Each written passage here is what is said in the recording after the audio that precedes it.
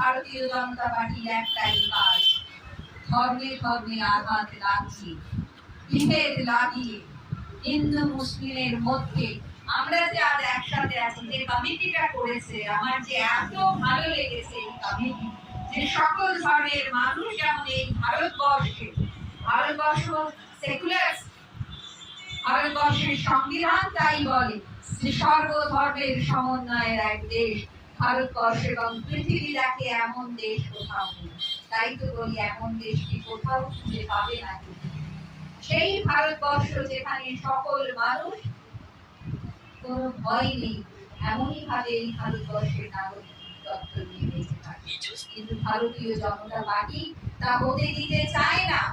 তারা মন্দির মসজিদ নিয়ে আন্দোলন করে, মন্দির মসজিদে বিভেদ বাঁধিয়ে, হিন্দু মুসলিমের মধ্যে বিভেদ বাঁধিয়ে তারা রাজনীতি করতে চায়। তাকে আমাদের রুখে দিতে হবে।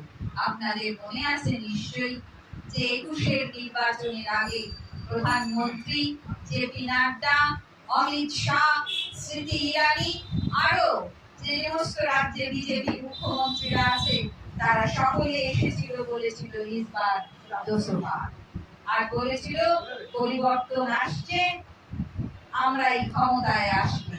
মমতা বন্দ্যোপাধ্যায়কে মানুষ আশীর্বাদ দিয়ে ২১৩টি সংখ্যা দিয়ে বিধানসভার মধ্যমণি করে পাঠিয়েছে।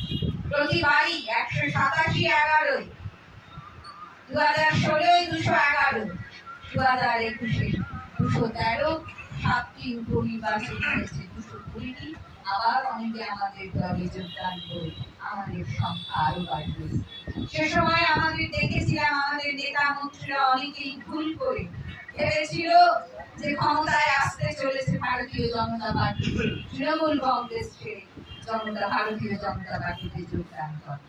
আবার নিজেদের ভুল বুঝতে পেরে মমতাজির কাছে আবার তারা ফিরে আসে তৃণমূল কংগ্রেসের কাছে। মমতাজি, অভিষেক বন্দ্যোপাধ্যায় তাদেরকে আবার নিয়েও নিয়ে আমাদের পরিবার বাড়িয়ে দিয়েছে।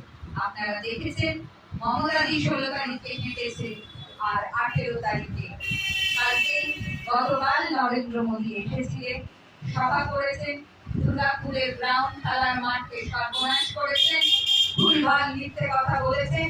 আপনারা অনেকেই আছেন যারা ১০০ দিনের কাজ করেছে, টাকা পাচ্ছেন না।